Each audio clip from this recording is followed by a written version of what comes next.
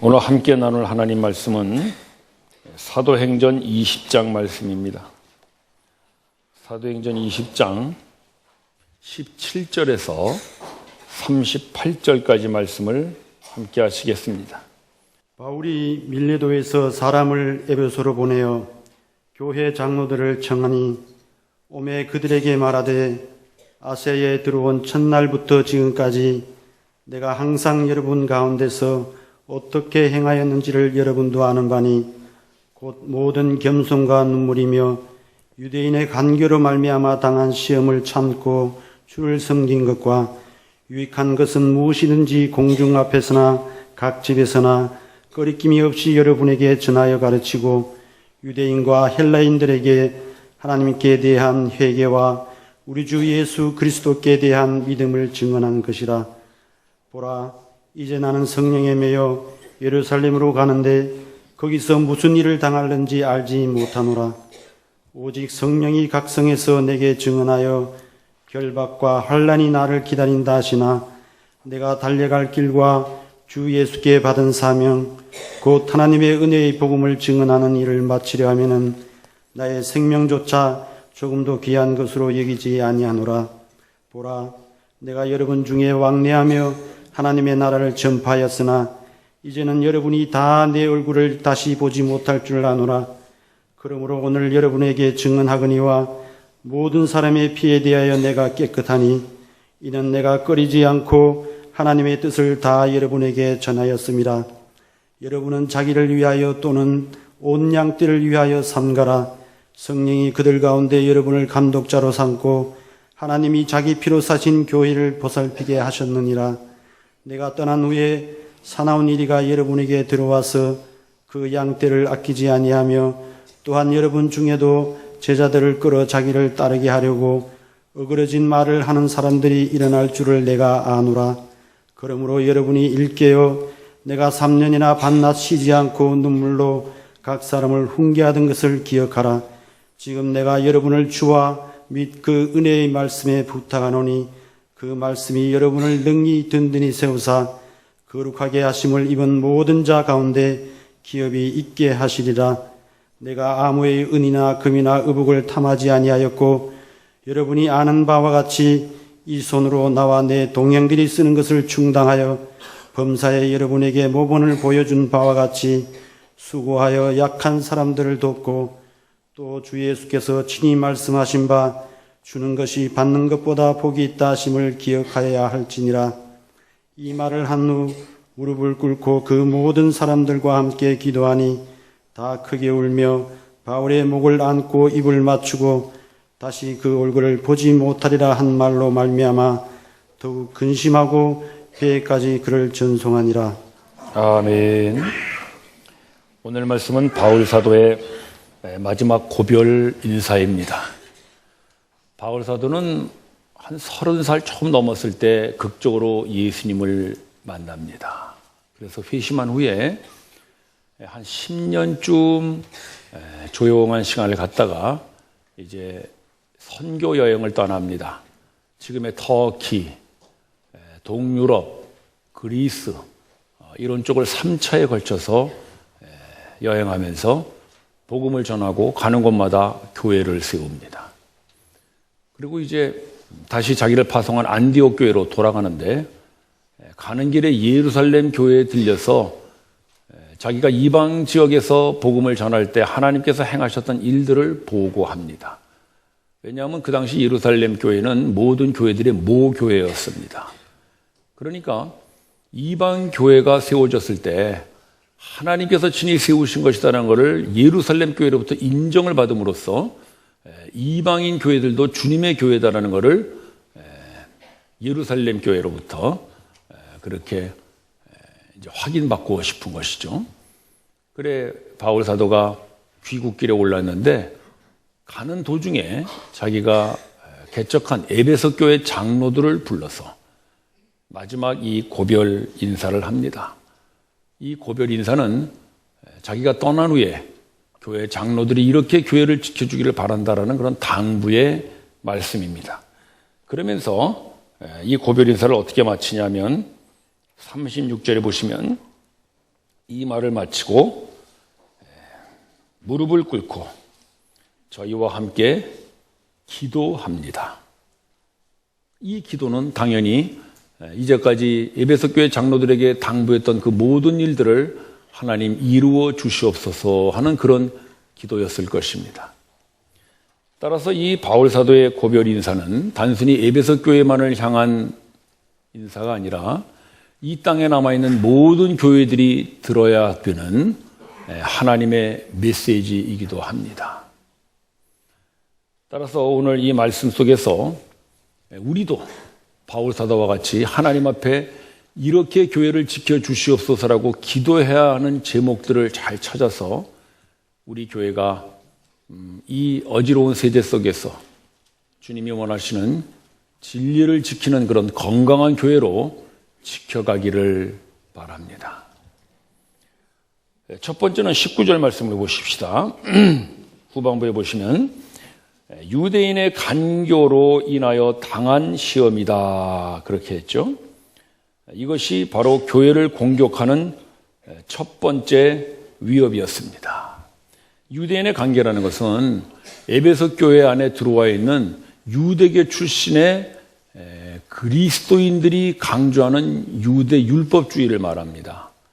에베소 교회는 이방 지역이었지만은 유대인들이 많이 흩어져 살았거든요. 그래서 에베소 교회 안에 이방인 그리스도인도 있고 유대인 그리스도인도 있었습니다. 이방인 그리스도인이 원래 율법을 모르는 사람들이니까 그냥 예수 믿고 구원받는다 이렇게 하고 신앙생활을 시작했는데, 유대인 출신의 그리스도인들은 원래 율법에 오래 젖어 있는 사람들이기 때문에 예수만 믿어서는 안 되고 율법도 지켜야 된다는 것을 주장했던 사람들입니다. 그러니까 이방인들이 혼돈이 되는 거예요. 예수만 믿으면 된다는데 왜 또 율법을 지켜야 된다 그러나, 그것이 이 에베소 교회에 큰 논란이 됐었습니다. 그래서 바울 사도는 그런 유대 율법주의로부터 교회를 지키기 위해서 기도했습니다. 우리 성도들도 우리 교회가 건강하게 유지되기 위해서 이런 율법주의로부터 지켜주기를 위하여 기도해야 할 줄로 믿습니다. 근데 사실은 우리는 이방인들이니까 율법이 없는 사람들이죠. 근데 이 율법은 유대인들의 전통과 규례를 말하는 거거든요. 율법주의라는 것은. 그렇다면 우리 한국 사람들에게 있어서 전통과 규례에 속하는 것이라면 유교의식이 아닐까 싶습니다. 그러니까 우리는 아마 율법주의라기보다는 유교주의라는 게 더 맞을지 아닐지 모르겠어요. 언젠가 제가 책 제목을 본 적이 있는데 공자가 죽어야 예수가 산다, 그런 책이었어요. 제가 내용을 읽어보진 않았는데 아주 참 공감이 가는 말이었습니다. 우리 교회 안에 의외로 이 유교 사상이 많이 들어와 있습니다. 이게 공자님 말씀인지 예수님 말씀인지 막 다 헷갈려가지고 많이 혼돈들 합니다. 따라서 우리는 유교주의로부터 교회를 지키기 위하여 기도해야 됩니다. 대표적인 것이 교회 올 때는 정장을 하고 와야 된다. 목사님은 항상 넥타이를 메고 가운을 입어야 된다. 이런 것들이죠. 예수님 말씀인가요? 공자님 말씀인가요? 이게 유교 의식입니다. 유교 사상은 언제나 높은 사람을 대할 때에는 의관을 아주 정제하고 대해야 됐죠.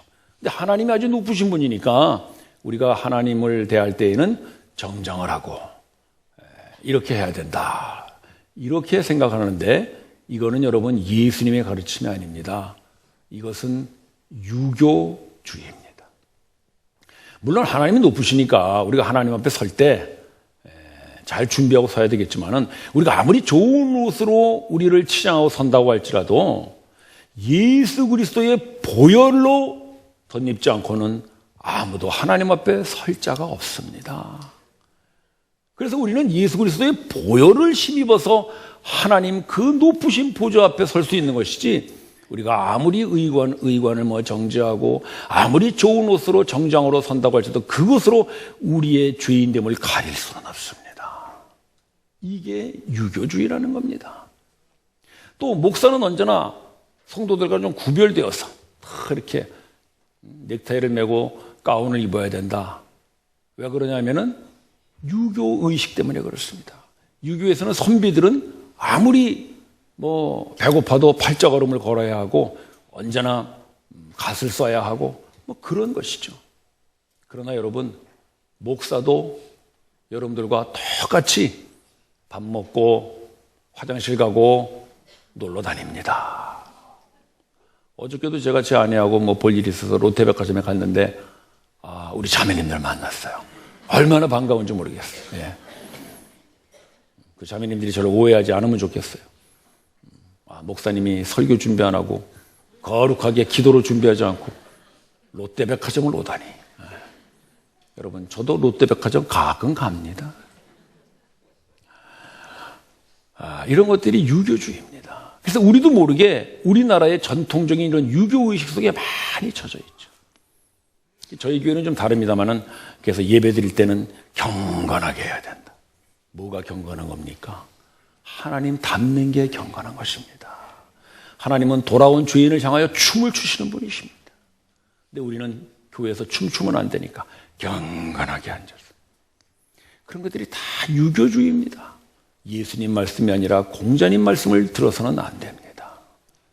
이게 우리 성도들이 교회를 건강하게 지키기 위하여 기도해야 되는 제목들입니다. 또 하나는 21절 보실까요? 유대인과 헬라인, 이 사람들은 이제 불신자들을 말하는 거예요. 유대인과 헬라인들에게 하나님께 회개하고 예수 그리스도를 믿도록 증거한 것이라. 교회가 건강하게 지켜주기 위해서는 불신자들을 전도하는 기도를 해야 됩니다. 여러분 잘 기억하세요. 전도하라는 것이 아니라 전도하는 기도를 해야 된다는 거예요. 왜? 전도 전에 기도가 있어야 합니다. 기도하지 않고 전도하면요, 내 실력으로, 내 힘으로 사람을 인도해 온 것 같아서 은근히 뻐갭니다. 여러분, 뻐갠다는 말 뭔지 아세요? 뽐낸다는 거예요.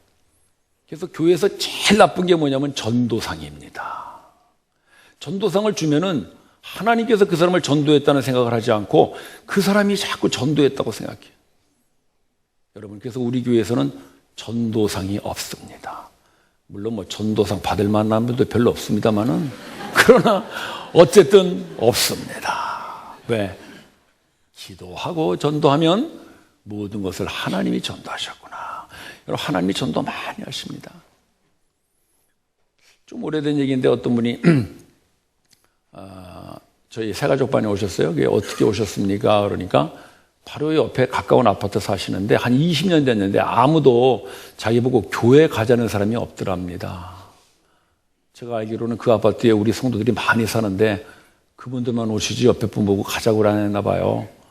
그런데 비록 가자고는 안 했지만 밤에 몇몇 자매님들이 그 아파트 골목골목을 다니면서 땅 밟기 기도한 걸 제가 알고 있습니다. 딱 그 생각이 나더라고.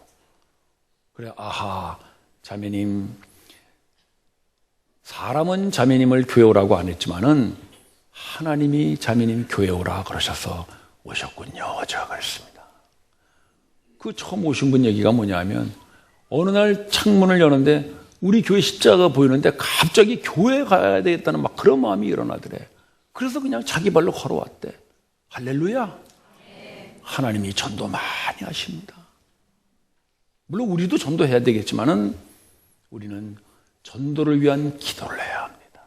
여러분 잘 생각해 보십시오. 우리 교회도 이제 점점 고령화가 돼서 예전에는 부모님 소천이 많았는데 이제는 우리 성도들이 슬슬 돌아가실 때가 가까워 왔어요. 얼마 지나면 이제 우리 다 죽고 누가 과연 우리 교회를 지켜갈 것인가? 여러분, 불신자들이 교회 올 수 있도록 전도를 위한 기도를 하는 것, 그게 우리 교회가 건강하게 지켜져가는 것입니다. 바울 사도는 그렇게 에베소 교회에서 사역을 했습니다. 그리고 그 교회가 계속해서 그런 사역을 하도록 기도했습니다. 따라서 성도가 드려야 되는 기도, 그것은 불신자들을 위한 기도이리라 믿습니다. 또 한 가지 우리가 기도해야 되는 것은 29절에 보실까요? 내가 떠난 후에, 이제 앞으로 바울이 에베소 교회 그곳을 떠난 다음에 말이겠죠. 흉악한 이리가 너희에게 들어와서 양떼를 해치리라 그랬죠. 이 양떼는 이제 성도들을 말하는 거거든요. 그러면 이 성도들을 해치는 이 이리가 뭘 말하는 거겠어요? 거짓 가르침을 말하는 거예요. 특별히 에베소 교회, 또 에베소 교회를 비롯한 많은 초대교회를 어지럽혔던 거짓 가르침의 대표적인 것이 영지주의입니다. 영지주의라는 것은 어떤 영적인 지식을 깨달으면서 구원을 받는다라는 그런 논리를 피는 사람들입니다. 이것이 왜 에베소에 그렇게 주의됐었냐면은, 에베소에는 요한 사도가 이끄는 요한 공동체라는 게 있었어요. 요한 사도는 예수님 돌아가신 다음에 예수님의 말씀을 따라서 예수님의 어머니 마리아를 모시고 에베소에 조용히 은둔생활을 한 걸로 알려져 있습니다. 그런데 그 요한을 따르는 제자들이 거기에 이제 공동체를 이루었는데, 그 요한 공동체 중에서 바로 이런 영지주의를 주장하는 사람들이 생겨났습니다. 이 사람들이 그 요한 공동체에서 떨어져 나와가지고 그 영지주의를 시작한 거예요. 그래서 에베소에 많은 영향을 줬다고 봅니다. 요한 1서 2서를 보면 요한 사도가 바로 그 영지주의자들을 향하여 쓴 편지가 있습니다. 근데 놀라운 것은 오늘날도 이런 영지주의 사상을 따르는 사람들이 교회 안에 의외로 많다는 것입니다. 즉, 어떤 영적인 지식을 깨달음으로써 구원을 받는다는 것이죠. 그 영적인 지식이 뭐겠어요? 예수가 우리를 위하여 십자가에 죽었다는 영적인 지식이죠. 그러니까 그 영적인 지식을 깨달음으로써 구원을 받는다고 하니까 나는 예수 믿고 구원받았다는 걸로 모두 다 끝나고 마는 거예요. 그게 영지주의예요. 그래서 영지주의 사람들은 구원을 받은 다음에 그 구원의 삶에 대해서는 전혀 관심이 없었습니다.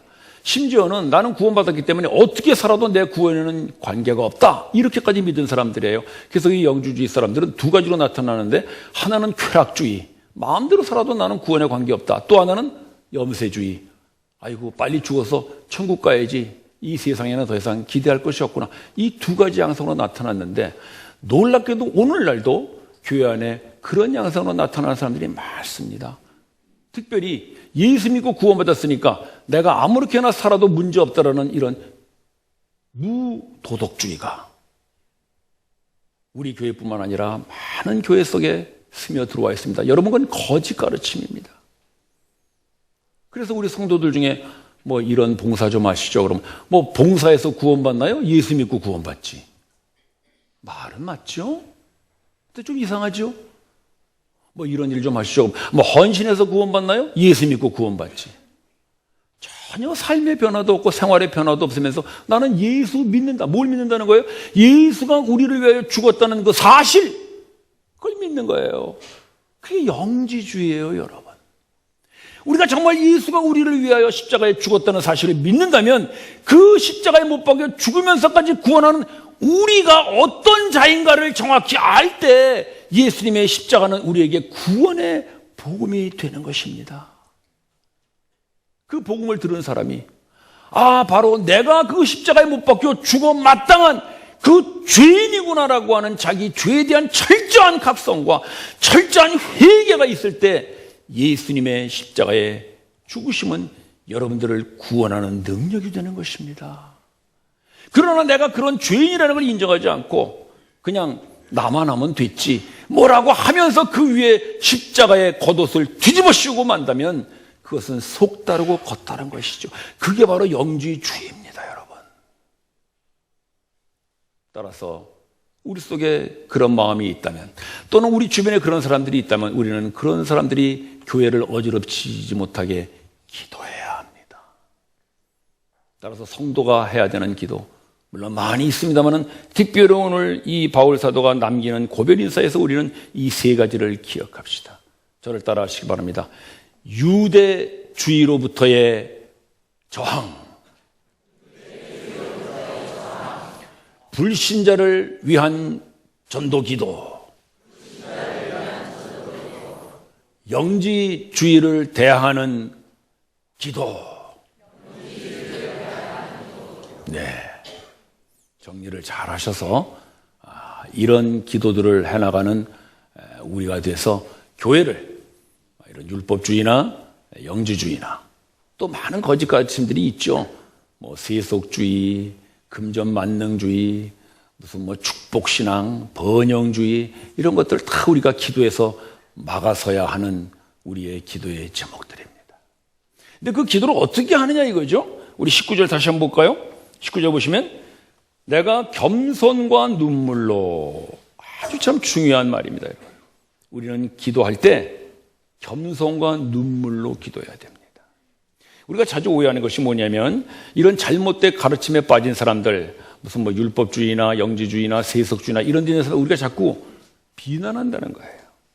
심지어는 비우기까지 하고 깔보기도 하고, 나는 그렇지 않은데 너는 그렇구나. 여러분, 그것은 절대로 하나님의 마음이 아닙니다. 우리가 그런 사람들을 볼 때, 또는 불신자들을 볼 때 그들을 비웃거나 비난하는 것이 아니라 우리는 그들을 위해 기도해야 되는데 어떻게 기도해야 되냐면 눈물과 겸손으로 기도해야 합니다. 31절도 보실까요? 31절. 바울 사도가 3년 동안 에베소에서 어떻게 했습니까? 눈물로 훈계한 것을 기억하라. 바울은 눈물의 사도였어요. 그는 누구보다도 논리정연하고 얼마든지 그런 잘못된 거짓 가르침을 논쟁하여 이길 수 있는 사람이지만 그는 그렇게 하지 않았습니다. 그는 눈물로, 겸손으로 기도하고 훈계했습니다. 여러분, 사람은 꾸짖어서 고쳐지지 않습니다. 눈물로, 겸손으로 기도할 때 하나님께서 그 눈물의 기도를 들으시고 그것들로부터 우리 교회를 지켜주실 줄로 믿습니다. 따라서 우리가 눈물로 기도할 때 하나님은 그들에게 말씀으로 응답하십니다. 우리 32절을 마저 보십시다. 32절. 바울 사도가 그 에베소 교회를 맡기는데 어떻게 맡깁니까? 주와 및 은혜의 말씀에 맡깁니다. 주님께 맡긴다는 건 말이 되죠. 주님, 살아계신 예수님 인격체시니까. 그런데 은혜의 말씀에 맡긴다는 것은 그 살아계신 주님과 주님의 말씀이 어떻다는 겁니까? 같다는 것이죠. 즉 바울 사도는 지금 은혜의 말씀, 주님의 이 말씀을 예수님과 동일한 인격체로 대하는 거예요. 여러분, 말씀은 예수님이십니다. 믿으십니까? 예수님의 말씀은 예수님 자신인 거예요. 그래서 우리가 말씀을 읽을 때 예수님을 만난다 그러는 거예요. 저에게 그렇게 물어보신 분들이 가끔 있어요. 목사님, 어떻게 하면 예수님을 만납니까? 예수님을 만난다는 것은 예수님의 말씀이 곧 예수님인 줄 알고 읽을 때 우리는 말씀 속에서 예수님을 만납니다. 그래서 바울 사도가 그런 거예요.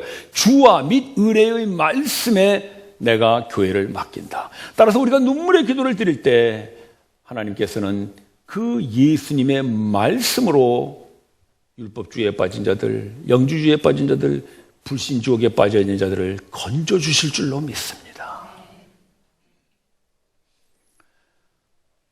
저는 원래 율법주의에 젖어있었던 사람입니다. 저는 3대째 전통적인 기독교 가정에서 자라서 아주 어려서부터 교회를 다녔던 사람입니다. 그러다 보니까 언제나 교회는 나의 생활이나 마찬가지였어요. 학생이 학교 가는 것 같이 언제나 주일날 되면 교회 가고요. 교회 가면 또 찬송 부르고 뭐 성경 말씀 외우고 봉사하고 맨날 그런 것이었죠. 그래서 제가 그렇게 사니까 교회에서는 저를 상당히 신앙 좋은 학생으로 봤어요. 그래서 제가 중고등학교 6년 내내 학생회장을 2번이나 했다는 걸 여러분 알아주시기 바랍니다. 그래서 교회 가면 언제나 그렇게 뭐 잘 섬기고 그러니까 어떤 장로님은 저 학생 참 믿음 좋다고 나를 나중에 사위 삼겠다는 사람도 있었어요. 그래서 제가 또 그 장로님 딸이 어떤가 한번 살짝 봤더니 뭐 그냥 그렇더라고. 어쨌든 간에 저는 그게 신앙생활이라고 생각을 했는데 점점 이제 좀 이렇게 나이가 들고 이렇게 머리가 커지니까 참 제 마음속에 좀 갈등이 일어나더라고요. 다른 사람들은 다 나보고 신앙이 좋다고 하는데 그것은 내 겉모습뿐이지 정말 내 속에는 내가 예수님을 만났나 의아스럽고요. 예수님을 만나면 뭐 자유와 평화가 온다는데 내 마음에 정말 평강이 있는가? 언제나 이 속다르고 겉다른 그런 갈등이 나에게 있었어요. 나는 위선자와 같은 자로구나. 나는 이중인격자다. 교회 가면 교인 같지만 교회 나오면 세상 사람들과 똑같은 그런 학생이지. 그래서 제가 드디어는 이래가지고는 안 되겠다. 그래서 제가 교회를 떠났습니다. 마음을 좀 정리하고 다시 오든지 해야 되겠다. 근데 저하고 같은 갈등을 하던 제 교회 선배가 하나 있었는데, 그 선배도 저하고 똑같은 갈등을 하면서 지냈는데, 어느 날 한번 제가 그 형을 만났어요. 그러니까 이제 교회를 떠나고 몇 년 된 다음이죠. 근데 그 형이 날 보고 그러는 거예요. 야, 내가 예수님을 만났다 그래. 깜짝 놀랐어요. 나도 뭐 그 사람 빤히 아는데 뭐 지주제의 예수를 만났다 그래.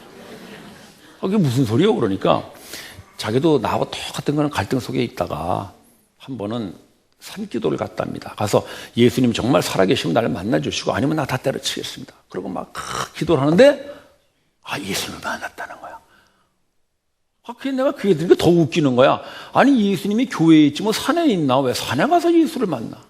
근데 저는 그때만 해도 그 형이 하는 얘기를 못 알아들었죠. 그 형은 기도 중에 말씀에서 예수님을 만났던 거예요. 근데 저는 그때 그걸 이해하지 못했어요. 예수와 예수의 말씀이 같다는 걸 생각하지 못했으니까. 근데 그 형이 나보고 그러더라고요. 승구야, 너도 언젠가 예수님을 만날 거다. 내가 너를 위하여 기도하겠다. 그리고 저는 잊어버리고 학교를 졸업하고 이제 창원에 직장생활을 하러 내려왔죠. 상당히 오랜 시간 저는 교회를 떠나 있었습니다. 그러다가 이제 결혼을 하고 또 다시 교회를 나가고 이러던 어느 날 제가 바로 그 형이 얘기했던 예수님을 만나는 사건이 저에게 있었어요. 지금도 잊지 못할 그 말씀인데 로마서 8장 1절 그러므로 그리스도 예수 안에 있는 자에게는 결코 정죄함이 없나니 이는 생명의 성령의 법이 죄와 사망의 법에서 너를 해방하였습니다. 나는 너를 해방하였다는 그 한마디에 내가 이제까지 율법주의에 사로잡혀 있었던 교회 가면 무언가를 해야 되고 언제나 예수 믿는 사람은 이렇게 살아야 되고 하는 내 나름대로 생각해왔던 그 율법주의로부터 완전히 해방되는 큰 자유와 기쁨을 맛봤던 것입니다. 그때가 제 나이 29살 되던 해, 평생 잊지 못하는 제가 예수를 만났던 순간이었죠. 그게 너무나 좋아가지고 나도 예수를 만났구나 하는데 제일 먼저 생각난 사람이 그 형이었습니다. 그 형이 바로 이 바울 사도와 같이 눈물의 기도로 율법주의에 빠져있는 나를 위하여 기도한 것이 상당한 시간이 지난 후, 그것도 그 형과 헤어진 후에 이 창원 이 한 곳에서 하나님께서 말씀으로 나를 붙드셨구나. 참 눈물의 기도가 한 사람의 인생을 바꾼다는 걸 제가 체험했습니다. 그리고 이제 저는 큰 자유와 해방을 맛보면서 신앙생활을 하는데 이 자유와 해방이 너무 지나쳐가지고 그냥 방종으로 가버렸어. 영지주의로 간 것이죠. 내가 예수 믿고 구원받지 뭐 생활의 변화로 구원받나? 저는 제 생활의 변화에 아무런 것도 기대하지도 않고 제가 노력하지도 않으면서 그냥 예수 믿고 구원받았다는 걸로 좋아서 흥청망청 살았어요. 그래서 저는 주일날 회사에서 낚시 간다면 아무런 신앙에 꺼리낌 없이 그냥 동료들하고 낚시를 갔어요. 가서도 낚시를 하면서도 참 예수 믿고 구원받으니 낚시도 잘 되는구나 그러면서 전혀 양심에 꺼리낌이 없었어요. 근데 어느 날 제가 그날도 이제 동료들하고 낚시 가려고 이제 회사 버스를 타고 갔거든요. 근데 야간 작업하려고 나가던 그 우리 회사의 어느 교회 집사님이 저를 만난 거예요. 제가 이제 교회 다니는 거 아니까 저를 보고 아니 주일날 교회 안 가시고 낚시 가십니까? 그러는 거야. 그래서 내가 그랬지. 아하, 집사님이 율법주의에 빠졌구만. 그 주일날 교회 안 가도 낚시 가서 이렇게 하면서 저 하나님 찬양하면 다 되는 겁니다. 그러고 제가 가서 그러니까 그 집사님이 굉장히 걱정스러운 듯이 나를 보더니 혹시 요즘 이상한 교리에 빠지시지 않았습니까? 그러니까 무슨 교리에 빠져요? 나 그냥 건전한 교회 다닙니다. 그리고 그날도 가서 낚시를 즐기고 그렇게 살았습니다. 그렇게 한 몇 년이 갔는데 어느 날 성경이 있는데 멀지도 않은 로마서 8장 4절 1절에서 4절까지 그 몇 절 되지도 않아요. 4절이 그날 저에게 확 다가오는데 4절 말씀이 뭐냐면 육을 쫓지 않고 영을 쫓아 행하는 자는 율법의 요구를 이루려 함이라. 율법의 요구를 이룬다는 걸 제 마음을 확 사로잡은 거예요. 나는 이제 예수 믿고 구원받았기 때문에 율법과 관계없이 율법을 폐지하고 율법을 뛰어넘어 사는 사람이라고 생각했는데 성경 말씀을 영을 쫓아 사는 사람, 즉 성령을 쫓아 사는 사람, 구원받은 사람은 율법의 요구를 이루게 된다는 것이 저를 붙들어 주신 하나님의 말씀이었습니다. 8장 1절에서 8장 4절 가는데 꽤 오랜 시간이 지났습니다. 제가 아마 그 말씀을 깨닫지 못했다면 저는 계속 나가서 드디어는 방종을 지나 이단을 하나 차리지 않았을까 싶습니다. 제가 그 말씀을 깨달은다. 그 집사님이 생각났습니다.